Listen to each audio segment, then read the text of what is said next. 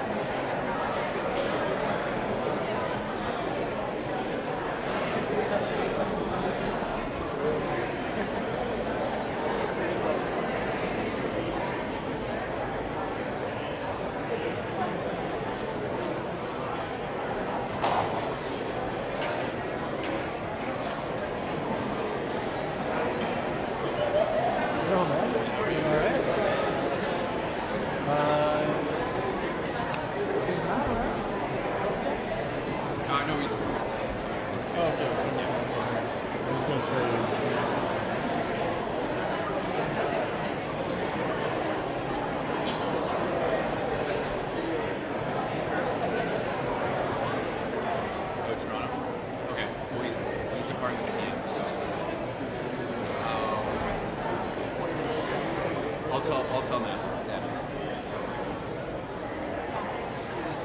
Yep. Yeah, I'm gonna do that right. I'm actually gonna tell him, and then you'll see him. He's got one of these. Bring it to. Yeah. He's got one of those. I'll just stick backstage pass.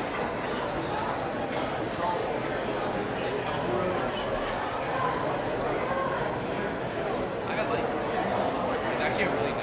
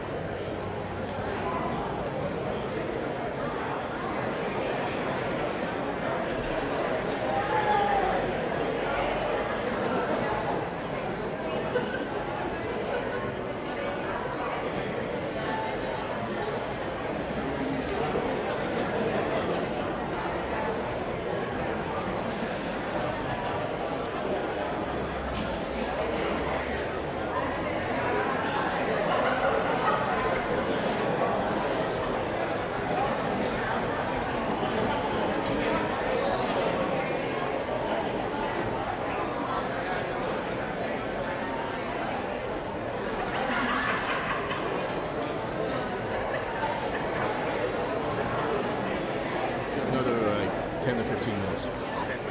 But I will give you a 2-minute deadline.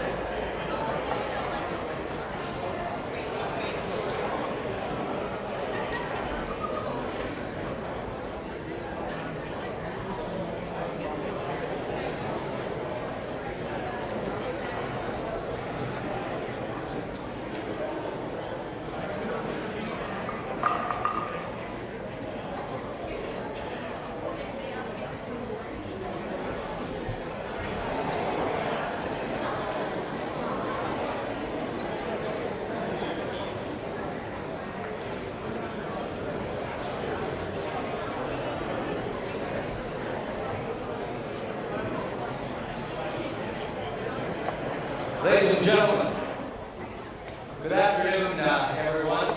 Welcome.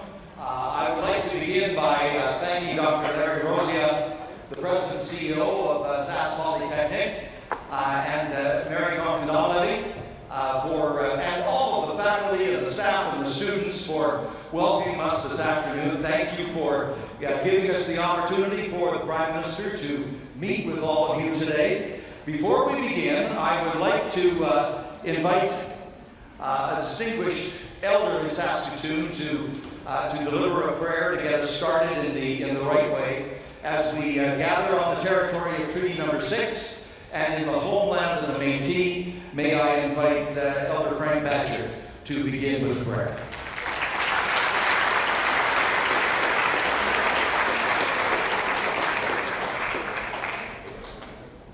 Thank you. Good afternoon, everybody. Good afternoon, everybody.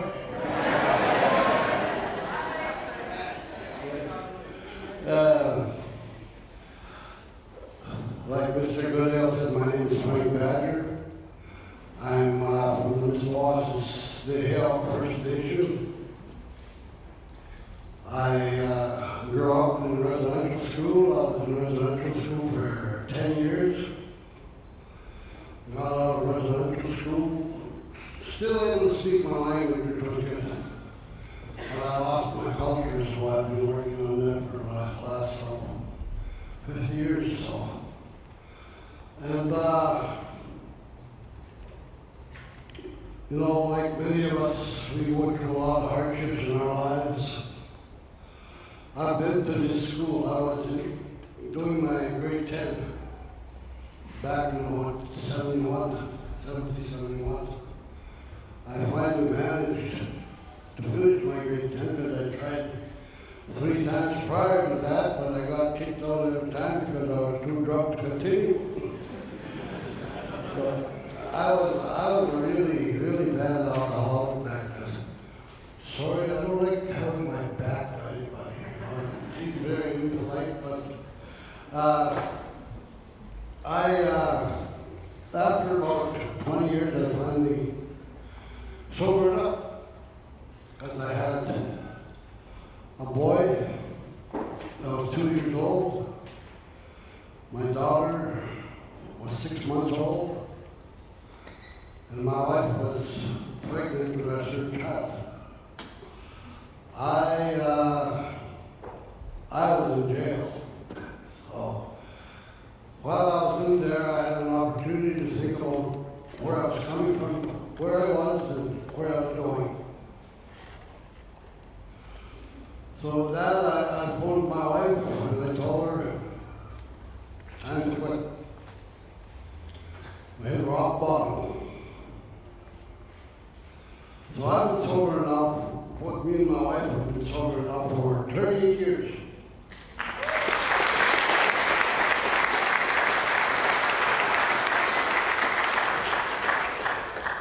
And life is good, but like anything else, you still have your rough times in your life. Back in December 21st of 1995,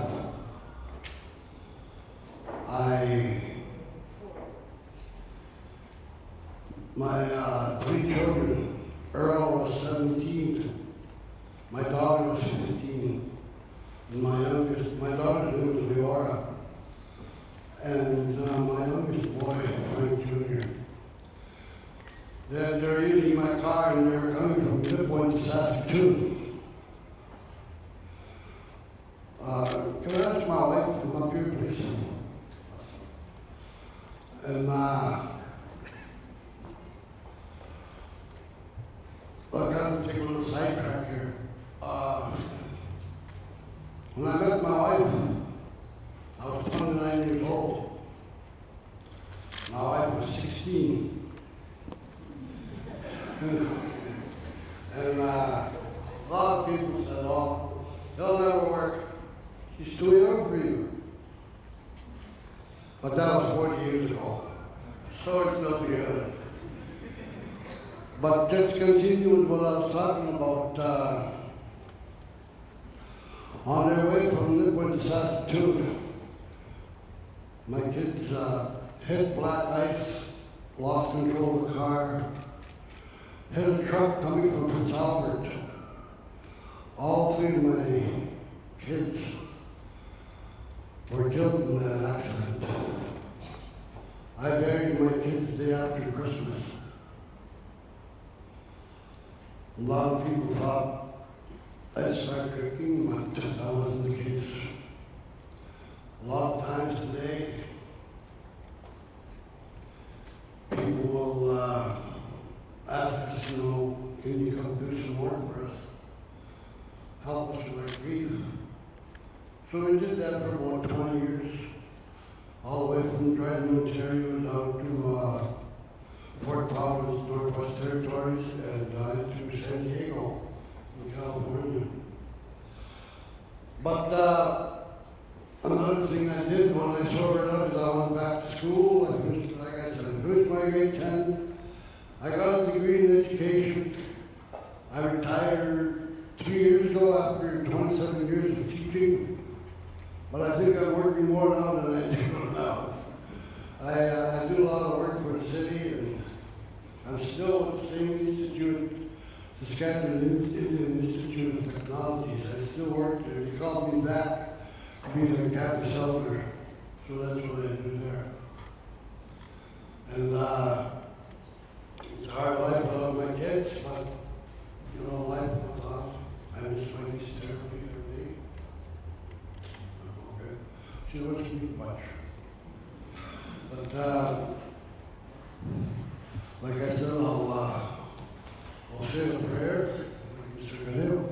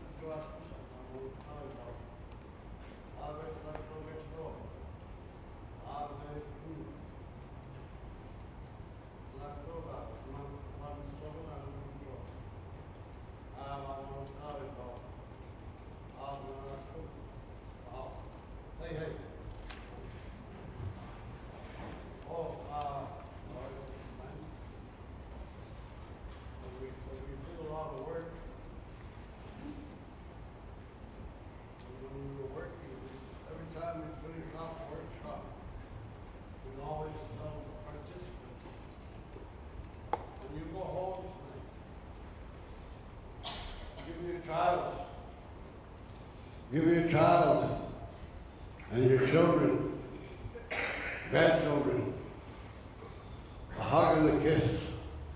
Tell them you love them. After you've done that, give them one for me and my wife, because we can't do that anymore. Hey, thank you very much.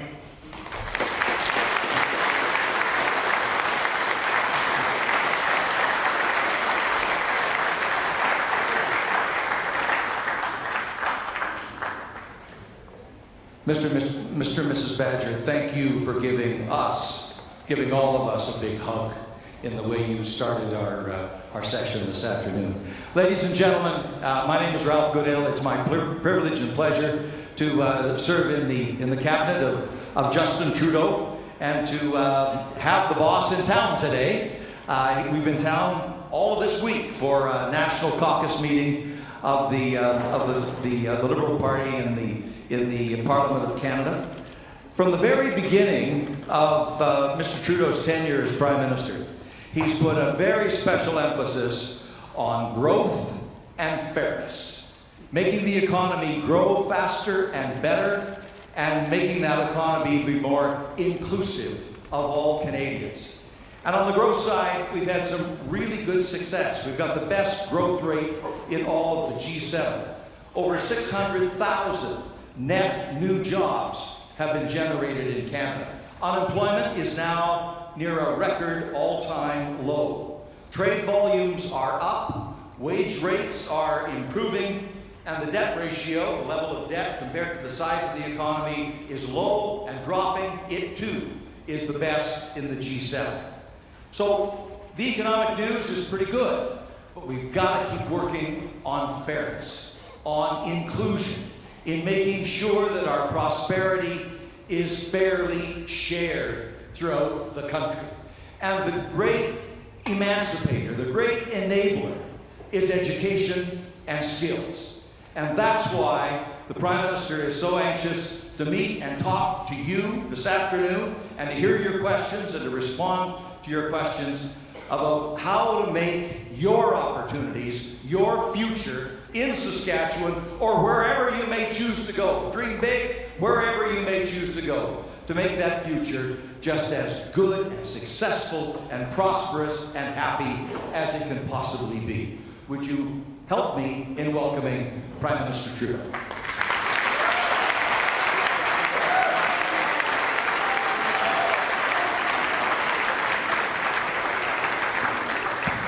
Thank you, Ralph, for your introduction and your kind words, and also for your incredible work as such a great voice for Saskatchewan and Ottawa. Thank you folks so much for your leadership. Frank, Barb, thank you so much for being here, for welcoming us onto traditional Treaty 6 territory, and for sharing your story as well, which is always touching and makes us all think about how we can play a better role in sharing positivity in the world even through difficult moments. So thank you very much for being here. And thank you all for being here. This is a real pleasure for me to be able to do something that, quite frankly, is one of my favorite things, which is talking to Canadians, listening to questions, talking about our democracy, talking about our country, hearing your fears, hearing your anxieties, hearing your solutions, being engaged in what I think is fundamental to democracy, which is real conversations with the folks who represent and have the honor of serving you. Democracy doesn't work if we don't have real conversations, and it doesn't work if we don't listen to each other. And the only way for politicians to really listen to people is to get out and try and actually engage. Now, that's very much what I've tried to push through my entire career in politics. The idea that Canadians are incredibly diverse.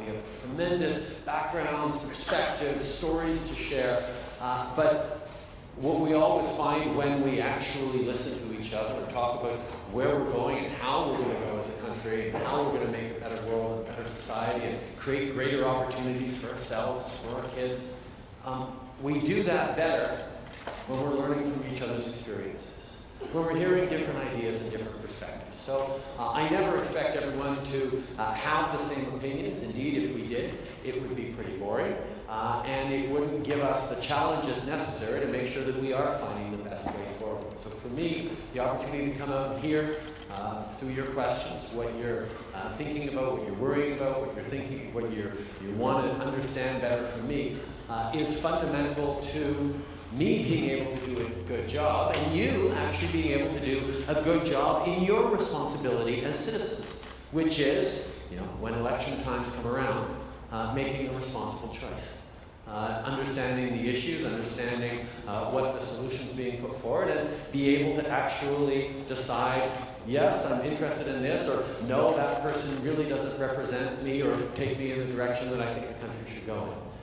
It's a shared responsibility we have in a democracy, and that happens best when we have opportunities like this to have real conversations. So I'm very pleased to be here. I certainly encourage other politicians to do these kinds of exercises. I find that I end up learning more through these exercises than about just anything else.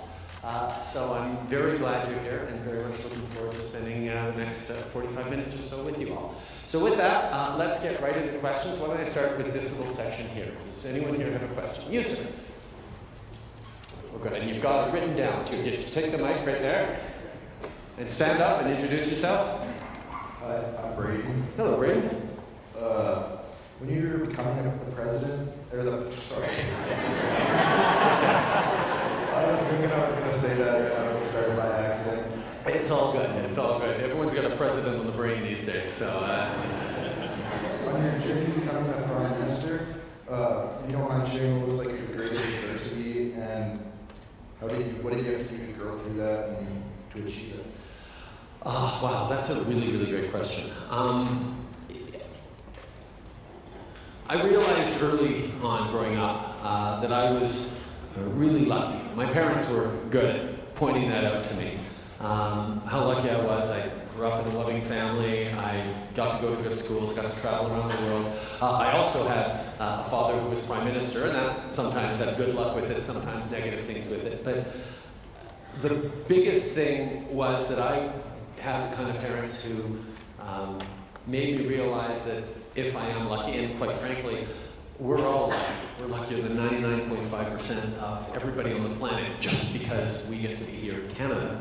But with that luck comes responsibility to try and do something to make a positive difference in the world. And for me, figuring out how to do that when I'd seen my father be so successful in achieving an important job and making a difference that it was tough to try and find my path, my way of making a difference. And when I was little, I really focused, like so many of us do, on trying to be like him and succeed the way my parents had succeeded.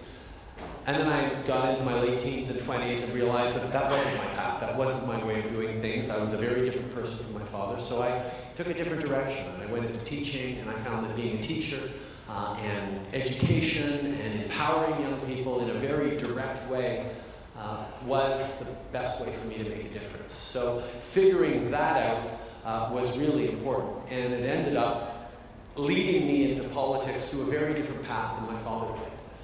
And I think that's part of why I don't have some of the same challenges that other people who are following in their parents' footsteps might, in that I took such a different path that I don't feel like I have to compare myself or live up to or defend everything my father did. I come at it at a different time with a different process. But the biggest challenge in my life was always figuring out who I was, how I could make a difference, what my path was, what my strengths were, what my weaknesses were, in a world that often had very preconceived notions about who I might be or what I should be or why they didn't like me. One of the things I dealt with growing up was most people had an idea, depending on how they felt about my family, whether they liked me or not.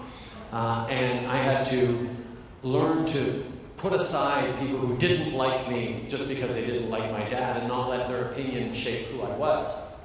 But I also had to learn to put aside people who liked me because they liked my dad and not believe them as well. So I learned to have a decent sense of self, and that's been pretty useful in politics. But thank you very much for your question, Braden. Another question? Yes, you in the back.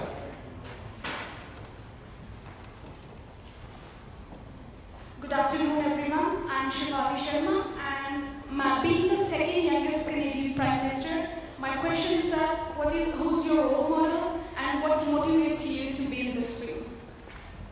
Well, first of all, the youngest thing is interesting, or the second youngest thing is interesting because I've been, like I said, a teacher. I've been involved in youth advocacy, environmental activism.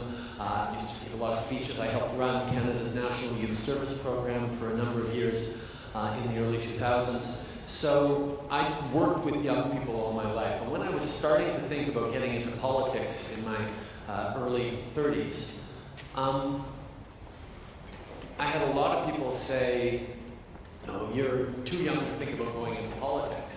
And that really frustrated me because with the education and the opportunities I had and the experience I had growing up for the first 13 years of my life with my father as Prime Minister, I said, wow, if everything that I have at my early 30s, I'm suddenly too young to go into politics, we really need to change politics. Because for me, bringing young voices into politics is really important. It's more than just making sure everyone's voting and participating, which is a goal in itself. But what I find with youth is young people are ready to challenge the status quo to a greater degree, ask questions, go, why is it this way? Why has it always been this way? Can it be a different way in the future? So the idea of bringing in voices who are not just thinking about what the next couple of years look like, but thinking about what the next generation could look like, the next 20 years, the next 30 years of your career could look like, brings a different perspective, less short term. So for me, that youthful aspect of why I spend so much time trying to talk and listen to young people, including today, was really, really essential. And that's something that I think remains. If we're going to really imagine a future, particularly at a time of upheaval and transformation of our workplaces and our economy, if we're going to think realistically and courageously about what a very different future could look like, making sure that the people who have the greatest role in shaping and in living in that future are part of our discussions is absolutely essential. Thank you for your question. Yeah, you.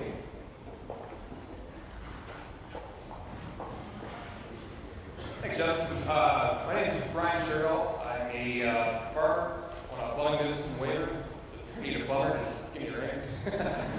I guess my question is, maybe concern too, is the whole carbon tax. I'm sure pretty big topic. I know our elected officials in Saskatchewan are extremely against it. Being a farm boy and being in the trade industry, dealing with heating products, and all my customers are extremely concerned over having that come into our province. So I guess my question is, where are we really going with this carbon taxing? What's really the point?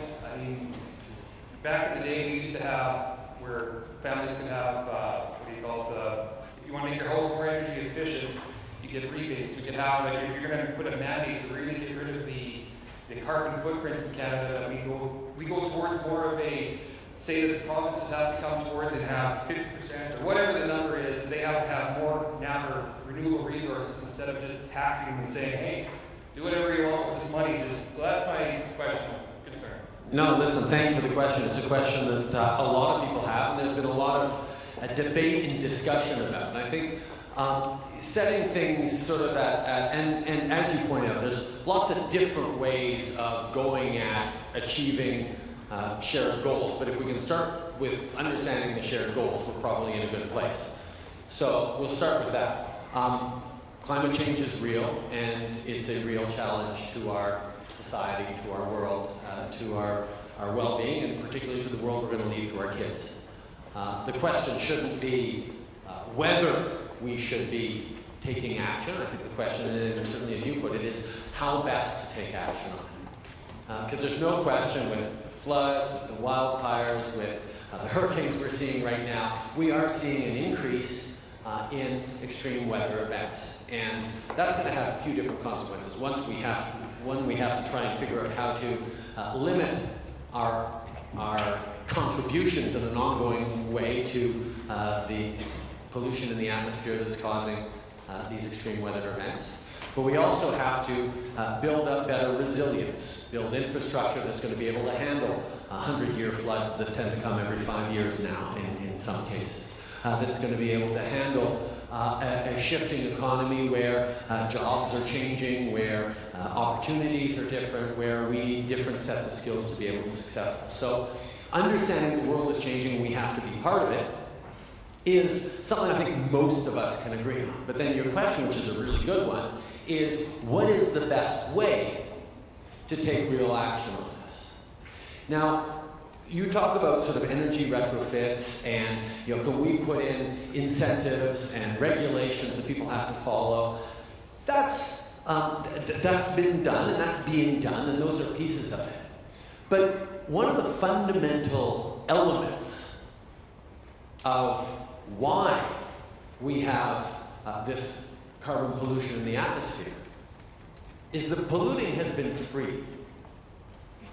I mean, if you think about two companies, One that is polluting a river, and the other that has bought very expensive machinery or filters to not pollute the river, producing the same thing.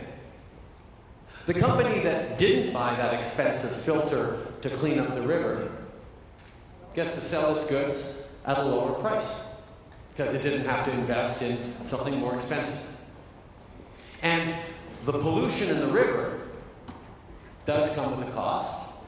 It comes with a cost borne by people downstream in extra filtration to be able to use the water, in quality of life, and not being able to swim in the water, things like that. So the idea, and it's a fairly well accepted one, is we should make the companies that are polluting responsible or pay for that pollution, pay to clean up that pollution, or pay a penalty so that the town can clean up that pollution that's not borne by the people who had no contributions to it. I mean, that's the principle, that polluters should pay. Now, right now, we are polluting the atmosphere, and it's free. There's no cost associated with, polluting into the atmosphere. And that means the cost is borne by all of us, whether or not we pollute. And the idea of putting a cost on that pollution, putting a price on that pollution, is not just to bring in money to compensate for the cleaning up of that pollution that everyone else is going to have to bear, or the consequences of that pollution. It's actually to encourage someone to say, well, it won't cost me as much if I only pollute half as much. Or if I bring in a technology that's going to prevent me from polluting. It's called including externalities. So the actual costs of doing something is included in doing it. That's the principle of putting a price on pollution. And that's what we're moving forward with. Now, different jurisdictions have different approaches, but one of the things that I've said, and that I think people understand, is the concept of fairness. That everyone across the country should be doing the same kinds of things.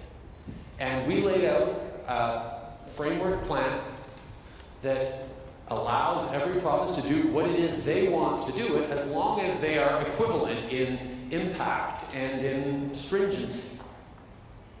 And that's the evaluation that we're going through right now. Unfortunately, there are a couple of provinces like Saskatchewan who've said they don't want to be part of doing that, and in that case, we're going to have to move ahead and bring in a price on pollution here in Saskatchewan that'll start coming in as of January 1st. Now, just so you understand, the money collected in Saskatchewan for that price on pollution will be returned to people in Saskatchewan.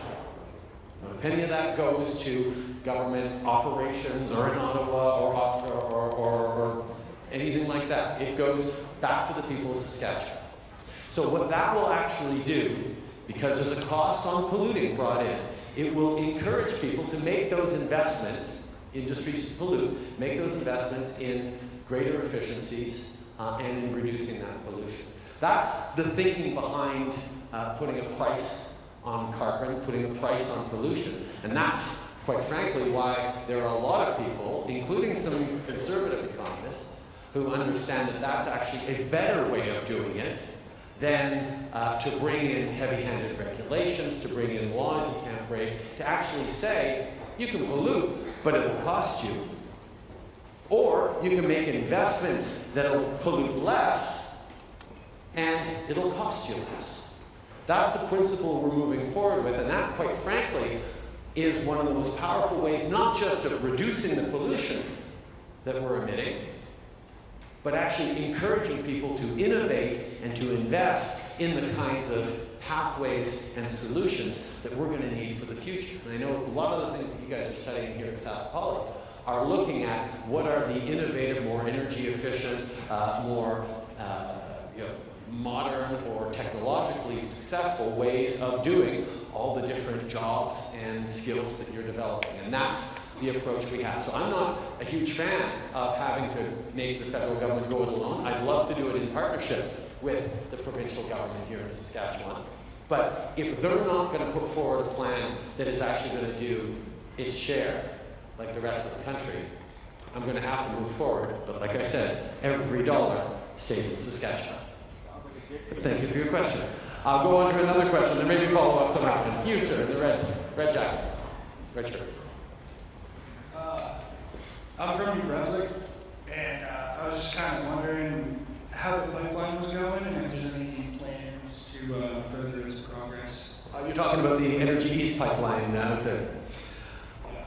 Yeah, no, the Energy East pipeline was a pipeline project designed to bring Alberta and Saskatchewan oil to the Atlantic. And the big goal that governments in Canada have had for quite a while is to get our oil to markets other than the United States. Like right now, 99% of all the oil we produce in Alberta and Saskatchewan is sold to the United States. Not because we want to, but because that's the only person we can actually sell oil to in an efficient, reasonable way. They have understood this, and because they know we are captive to that market, we get a discount of about $10–15 billion a year. That's about $15 billion a year we lose because we can't get a fair price for our oil because they know we have to sell it to them, whatever price they give us. So the big goal for Alberta and Saskatchewan for a long time has been, let's get a pipeline built to markets other than the United States. And there were two projects put forward a number of years ago. There's a number of projects, but there's two that we've really been talking about a lot these days. The Energy East project, which would go all the way through New Brunswick to the Atlantic, or the Trans Mountain Expansion project, which goes out into Vancouver Harbour. Now, the Energy East project was put forward at a time where oil was twice as expensive as it is now per barrel, and there was no other pipeline alternative to get to new markets. Since that time, we're moving forward with the Trans Mountain pipeline. I'm sure there'll be a question about that, and I'm happy to talk about that shortly, but we continue to move forward on the Trans Mountain pipeline, getting it done right, which is the twinning of an existing pipeline. There's a small pipeline now that brings oil to the Pacific and to markets across the Pacific. We would be doubling that, actually tripling it, with a larger pipeline beside it, which would be a good thing. But since that started to happen and markets conditions changed, the company that was putting forward the Energy East project withdrew the project. So we never, as a government, even got to the point where we could look at the project and say, yes, green light to go ahead, or no, we have concerns, or whatever. So they pulled back the project before it even got to that point. If they come forward with the project again, we will absolutely look at it, but that was a market-based decision that they weren't going to move forward with it because I guess it was worth it when oil was up at $100 a barrel. Not worth it right now. Could it be worth it again in the future? Perhaps. And that's why on the question of the Trans Mountain Expansion pipeline, which everyone's interested in, we are focused not just on getting that pipeline, that new pipeline built, the Trans Mountain, but doing it the right way. And what the court ruling that just came down said is we have to do a better job of partnership and consultation with Indigenous peoples. We have to do a better job of getting the environmental science right.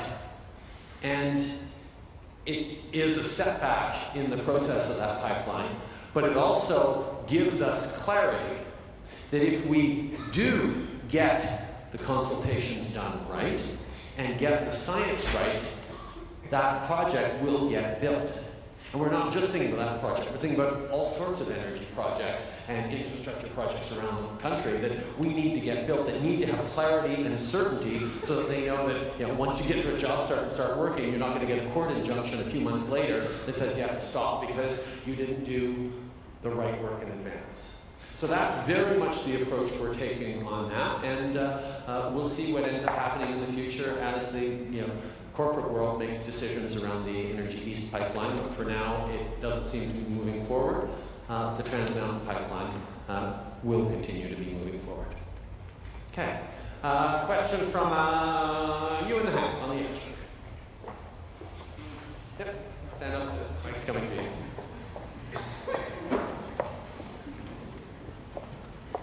Hey, I'm Duncan. Speaking of democracy, I was just wondering what changed your mind on proportional representation. That's a great question. We got elected on a commitment that this upcoming election in 2019 wouldn't be held under the first past the post system. That we would change our electoral system.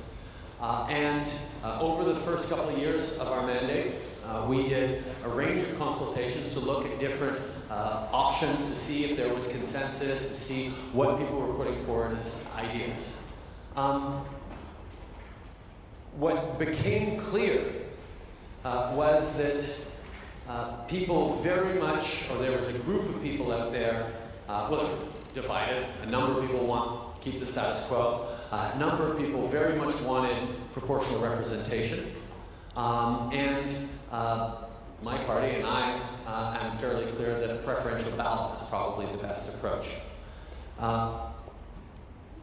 The reason, and you say change my mind on proportional representation, I've never changed my mind on proportional representation. You can go back to early debates in the Liberal leadership where I'm arguing very clearly against proportional representation because I feel that in our country, increasing the number of political parties massively to represent different segments of 5 or 10% of the population is not a recipe for stability in getting things done. I mean, diversity is a fact of and a strength of Canada. We have so many different perspectives and voices, but I think those voices are best translated into governments and policies when the diversity comes within political parties as opposed to across political parties.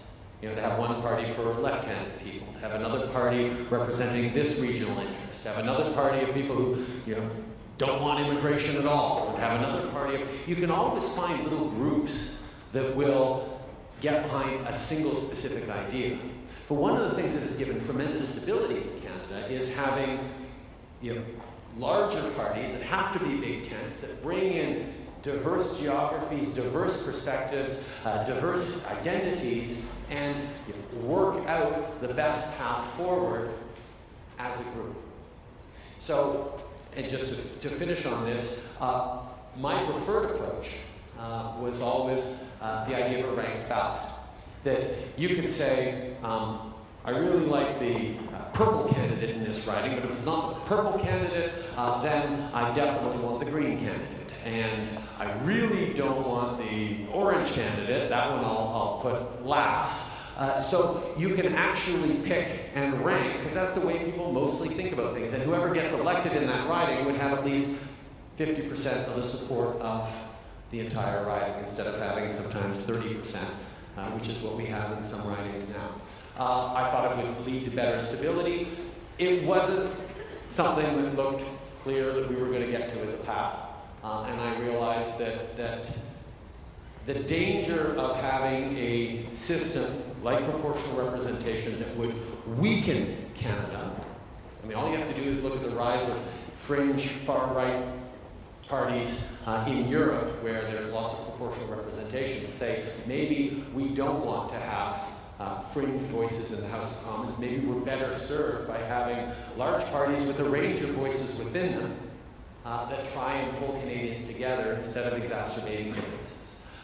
So I was faced with the choice of keeping a promise that might end up being bad for Canada, or not keeping my promise and have it be better for Canada. And I made my choice, and people who disagree with that choice will certainly let me know in the next election campaign, because we have a great democracy for that. Next question.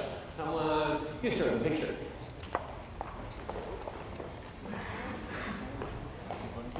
Give him the mic. Yeah. Thank you. All right. So, speaking of Canada, how you say you're for Canada, Canadians, how do you justify spending millions of dollars on refugees whose ideologies don't at all align with ours? While veterans are denied money to support their families, many of whom were seriously wounded fighting the same extremist ideologies you're welcoming, and can no longer work. Okay.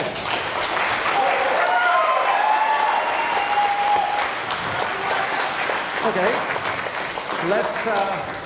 Let's unpack that question for a bit. First of all, if a refugee is coming to Canada, chances are they're fleeing the kinds of extremist ideologies and war and conflict that are happening often around the world. For someone to pick up their family and cross an ocean and try and come to a better place and try and build a future for themselves and often show up with nothing but the clothes on their back and maybe a few dollars in their pockets is a huge step and a huge risk for your family. So if you're willing to do that, it's because you're leaving something vastly worse behind you than where it is you're going. And in so many cases, people who come to this country, pretty much in all cases, people who come to this country want nothing more than a chance to build a better life for themselves and specifically for their kids. And that was something that was unavailable to them in places where either religion or dictatorships or tyranny or terrorism made it unable for them to actually imagine their kids having a better life. That's why the risks of crossing a sea in a leaky rowboat, as we've seen images of with your kids, is better than staying at home. So people who come to Canada come with a wish to do better for themselves and their kids. And that is not something that's new and recent. That's been the story of Canada for hundreds and hundreds of years. Every single person in this room who is not Indigenous had ancestors who came here fleeing a worse life in the hopes of building a better life. There is nothing new about that. So the question we have now is, what has changed? Why is there suddenly so much worry about people coming here? And quite frankly, one of the things we see is the kind of extremism and terror in the world that is the source of these people fleeing is of concern. But let's make no mistake, people coming here are fleeing terrorism, not bringing terrorism. Now, they show up often with no understanding or little understanding of what life in Canada is like. So we have to give them winter coats. And we help train and learn language skills and understand how to get a job here, which is very different from home. So we do invest in refugees to give them the support so that after a few years they will be able to get good jobs and do what is the biggest thing they want to do, is contribute to this society that gave them a chance, and mostly through their hard work give their kids a better chance. That's the story. So actually, and it's been shown time and time again, Canada does better and has done better because we've welcomed in waves of immigration, whether it's been people fleeing post-World War II Europe in the mass migrations of Italians, Portuguese, Greeks, Southern Europeans, whether it's been even before that, the Ukrainian communities fleeing across the settled prairies from some of the very bleak times in Eastern Europe. More recently, Vietnamese boat people, or most recently, Syrian refugees. These are people who come to build a better life for themselves. And yes, we do have to invest to make sure that they're learning language skills, getting an ability to work and contribute, because that's what they want to do. They want to rebuild a normal life where they can work and provide for their kids. And it does take a little bit of support. But that's something that we know ends up paying off for Canada 1,000 times over in a better, richer, more diverse, more prosperous society. So that's a good thing. On the other side of things, what we're doing for our veterans. We just settled, actually, a few days ago, gave $100 million to veterans who had had their benefits unfairly clawed back by the Harper government from 2006 to 2012. We have a previous Conservative government that shut down Veterans Affairs offices and, quite frankly, nickel and dimed our veterans throughout. We have brought a new system forward that focuses on the most injured of our veterans, the ones who, through their sacrifice and service to Canada, have difficulty finding or holding a job or being able to work even for the rest of their lives because they stepped up for Canada. And we are supporting them better than, not just better than Canadians ever have in the past, but better than just about any other country on the planet. Because it is a sacred responsibility we have to anyone who steps up and says, I'm willing to put my life on the line and possibly make the ultimate sacrifice to serve my country in the military. And on top of that, we have increased supports for those veterans and CAF members' families. Because we know that nobody serves alone. When you're in the armed forces, I don't know if anyone here is the son or a daughter of a serving member, or as a cousin or married to a serving member, you all serve, the whole family serves when you serve your country. And that's why recognizing and supporting our veterans and our Canadian Forces members is a huge priority for this government, and something that we have done significantly more than any government in the past, which doesn't mean that we're doing perfect. There's always more to do, but I think most veterans will find that we have made significant improvements in respect and support for CAF members and their families. Thank you very much for your questions. It was a two-part question, so it was a little longer. Let's get a question here. You, ma'am. Yes. Oh, ma'am. Yeah, sorry. Sorry about that. Hello, Justin Trudeau. Hello, what's your name? It's not to talk to you. Sorry, I know it's not written there, but what's your name? My name is Athena Valentine. Hello, Athena Valentine. Hi, nice to meet you.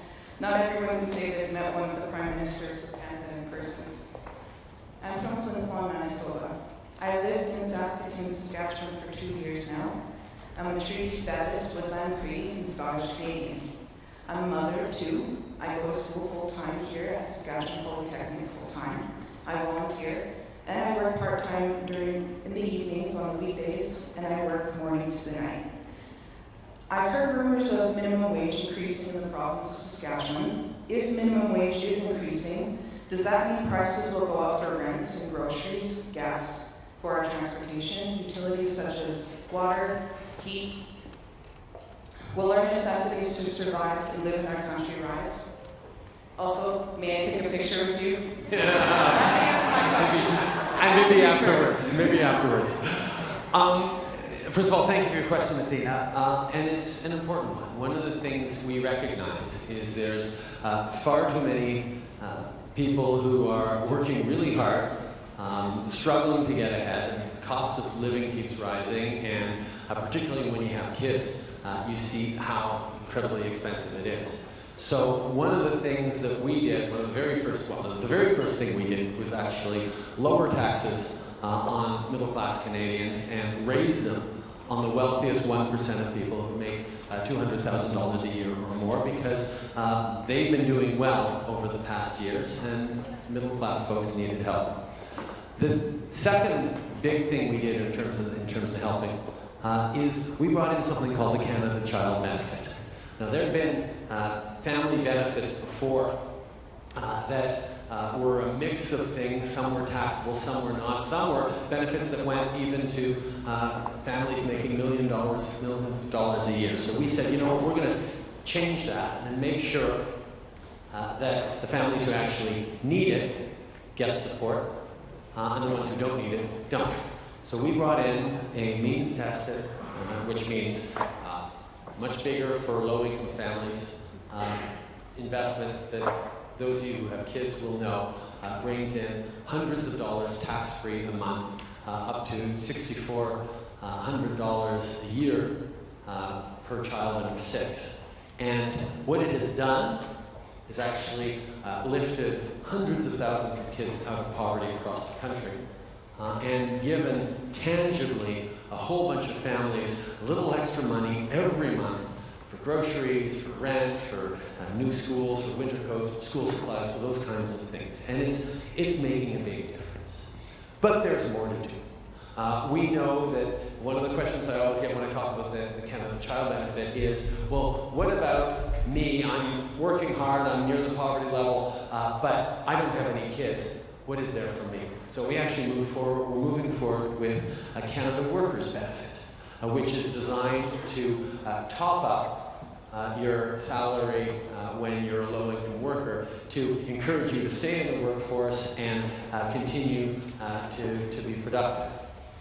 On top of that, if you realize, you know what, I'm stuck in this low-income job, I really need to get a better job, but in order to do that, I have to go back to school, but I can't afford to go back to school, we said, okay, for the first time now, you can collect EI while you're in school.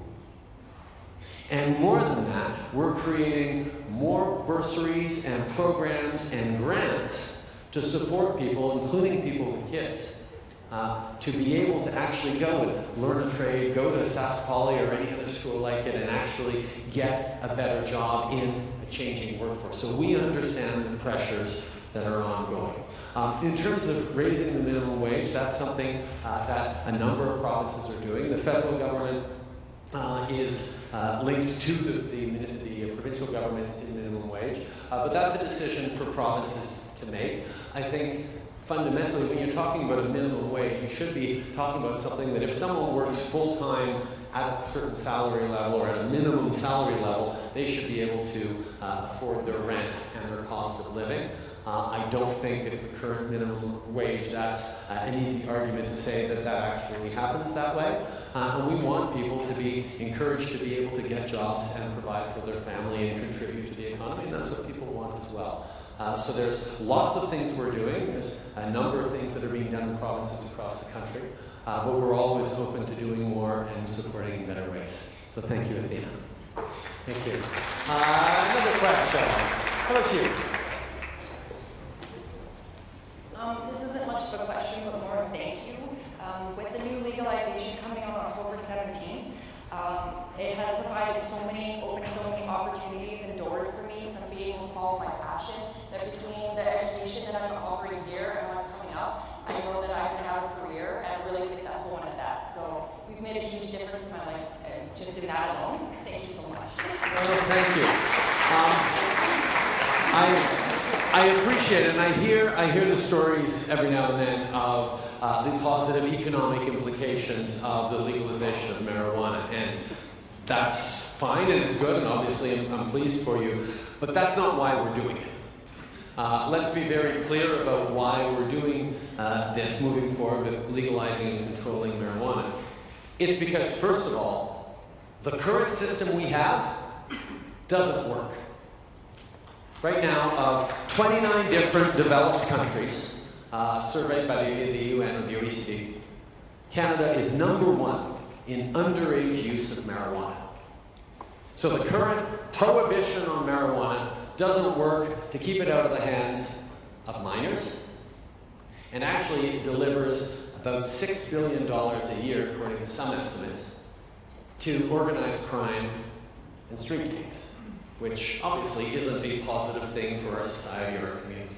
So we said, if we at least treated it more like alcohol. I mean, think about it. There's no black market out there for beer. Yes, young people can access alcohol in certain ways if they find older friends or get an adult to buy it for them, but there are stiff penalties for that, and it's more difficult for most young people these days I talk to buy alcohol than it is to find a joint. So we say if we at least treat it like alcohol, it will be more difficult for people to access. And we can regulate and control the production to make sure that what goes into it isn't deadly. And we can have better studies and research to see what benefits or what potential benefits are in certain aspects of it, but it gives us a better ability to control it. The other thing it allows us, with the tax revenues that will be coming in from it, not to talk about profits, but the money coming in, we will be able to put towards enforcement, protection, addiction treatments, medical treatments, these kinds of things that have positive impacts in our society. On policing and on controlling it, it's not just on October 17th that suddenly someone's going to be driving stoned.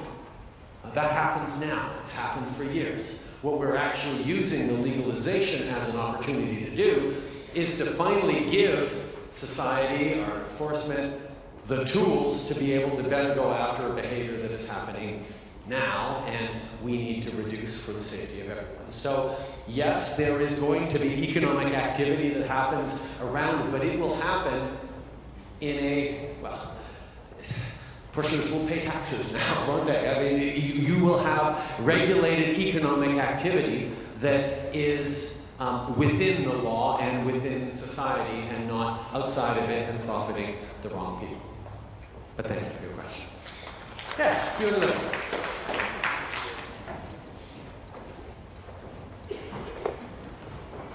Hi Justin, my name is Brandon.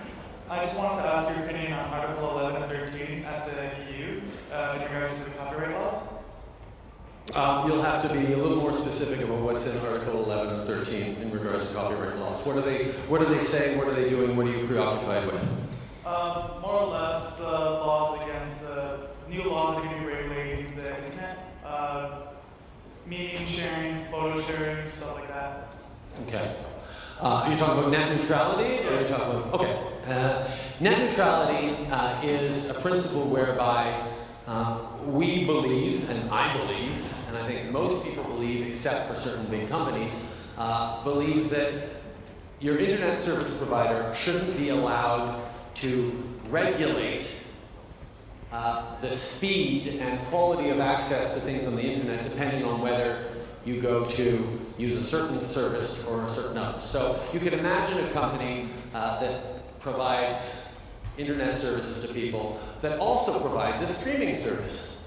And it says, you know what? Because I'm providing you the internet, I'm going to make sure that our streaming service works much better and much faster, and some competing streaming service will squeeze it so you don't quite get it as well. That's an infringement on net neutrality, because we feel that if you have access to the internet, nobody should control or squeeze you out in terms of what you're doing. You're already paying for access to the internet. You should be free to choose what you choose to access in terms of data on the internet. That's the net neutrality principle. The other aspect you mentioned, sharing and copyright. The internet means that we have access to a huge amount of content. It doesn't automatically mean we should have free access to a huge amount of content. Because when you talk about movies or video games or books or art or what have you, the culture and the creative content created on the internet, if you eventually get to a model where nobody pays for anything, there is no artist that is going to be able to actually produce and get value and live off of their work. And we want people to be able to create things on the internet. So there is always, and create culture and create books and movies and everything. So there's always a balance we have to find between ensuring that creators cannot have people steal their productions by making infinite copies and distributing them freely. So there's always a careful balance around copyright and access in a way that I think, for most people, works itself out reasonably well. I mean, I remember years ago, in the early days of the internet, there was music file sharing programs that some people still perhaps use, but most of us are perfectly fine downloading a song or an album off of iTunes or off of somewhere and paying a little bit of money, knowing that that's going to be able to go to your favorite band and they will be able to produce and pay for their next record and their studio tour. Or we pay for a streaming service where a certain amount every month and we get to listen to as much music as we like. And most people are okay with that, even though in the back of our minds we know, well, if we went to our computer whiz friend, they could probably hook us up through little back doors that could get this program for free or that program for free. Most people understand that if you want to value something and continue to value it, it's sort of reasonable that you pay for it. These are new models that the world is trying to figure out, and our friends in the media are really struggling with this as well, because people are getting used to getting their news for free, and it gets harder and harder to pay for quality, investigative, rigorous journalism. But these are challenges that we have to figure out as a society. And there's a lot of different approaches in different countries. Some have the balance better than others, but in Canada, we're trying to get that balance right, where citizens will be able to access great quality content, but individuals, but creators will be able to know that their hard work in creating quality content will be properly rewarded and valued. So that's sort of the whole new challenge we're going. There's lots of different elements within it. But for me, the creative capacity to share our stories, to tell our stories, is fundamental to any society, and I think it's something we really have to make sure we get right. We want to get those stories out there, but we need to be able to support the people who are creating and telling those stories, whether they're video games or movies or books or songs or what have you. So that's the reflection we all start to have as a society, and why piracy is and hacking our internet, our shortcuts that leave us much, much poorer and worse off as a society. I've gone around the room. Thank you so much for all your questions. I know many of you have to get back to classes, but this was a tremendous privilege for me to be able to exchange with you all. Merci beaucoup tout le monde d'être ici. Okay? We'll be right.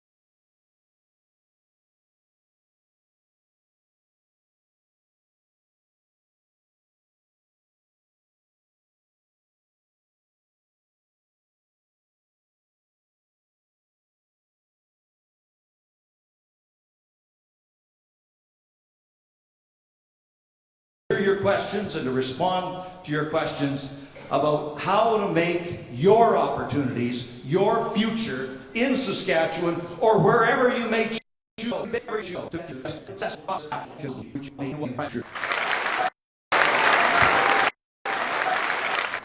Trudeau.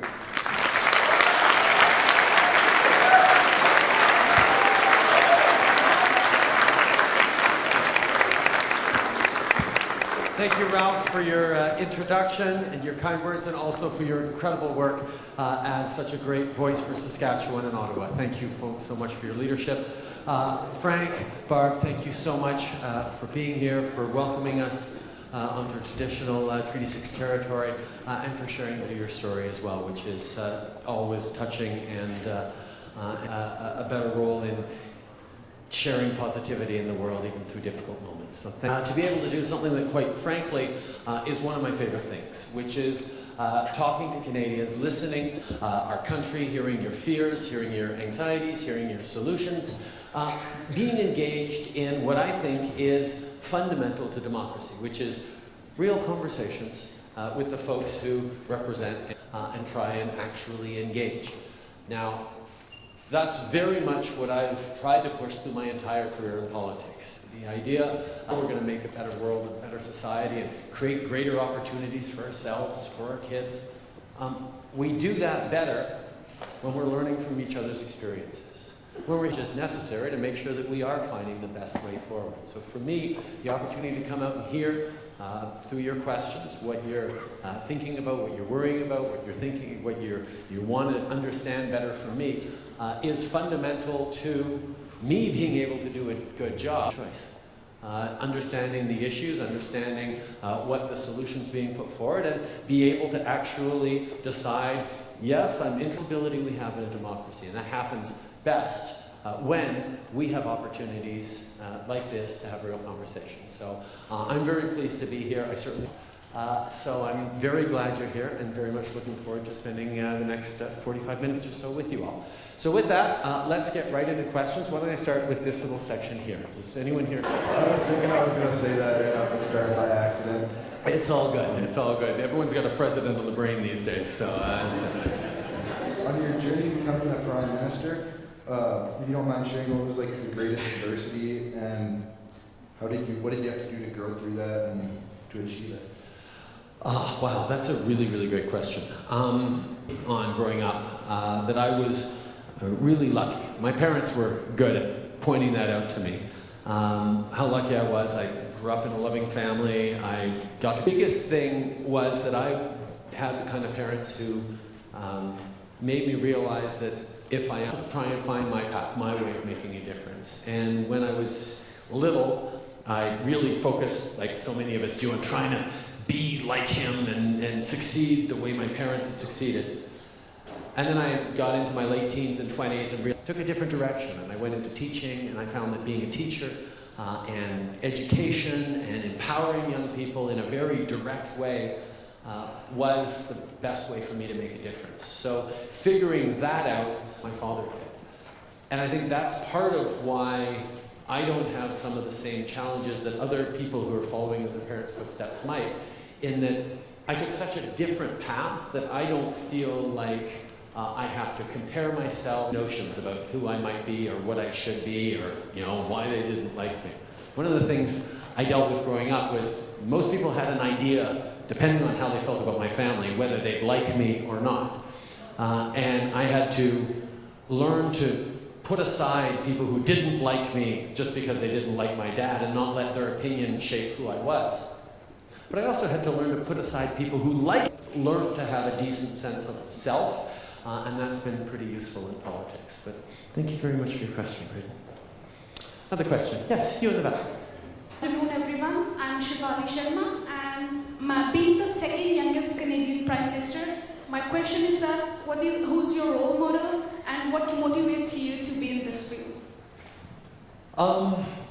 Well, first of all, the youngest thing is in the program for a number of years in the early 2000s. So I worked with young people all my life. And when I was starting to think about getting into politics in my early 30s, with my father as Prime Minister, I said, wow, if everything that I have at in my early 30s, I'm suddenly too young to go into politics. We really need to change politics. Because for me, bringing young voices into politics is really important. It's more than just making sure everyone's voting and participating, which is a goal in itself. But what I find with youth is young people are ready to challenge the status quo to a greater degree. Ask questions about why is it this way? Why has it always been this way? Can it be a different? Bringing in voices who are not just thinking about what the next couple of years look like, but thinking about what the next generation could look like, the next 20 years, the next 30 years, was really, really essential. And that's something that I think remains. If we're going to really imagine a future that the people who have the greatest role in shaping and in living in that future are part of our discussions is absolutely essential. Thank you for your question. Yeah, you. Thanks, Justin. My name is Brian Sherrill. I'm a farmer, own a plumbing business in Weyburn. If you need a plumber, just give me a ring. I guess my question is, maybe concern too, is the whole carbon tax. I'm sure pretty big topic. I know our elected officials in Saskatchewan are extremely against it. Being a farm boy and being in the trade industry, dealing with heating products, and all my customers are extremely concerned over having that come into our province. So I guess my question is, where are we really going with this carbon taxing? What's really the point? I mean, back in the day we used to have where families could have, what do you call it, if you want to make your house more energy efficient, you get rebates. We could have, if you're going to put a mandate to really get rid of the carbon footprint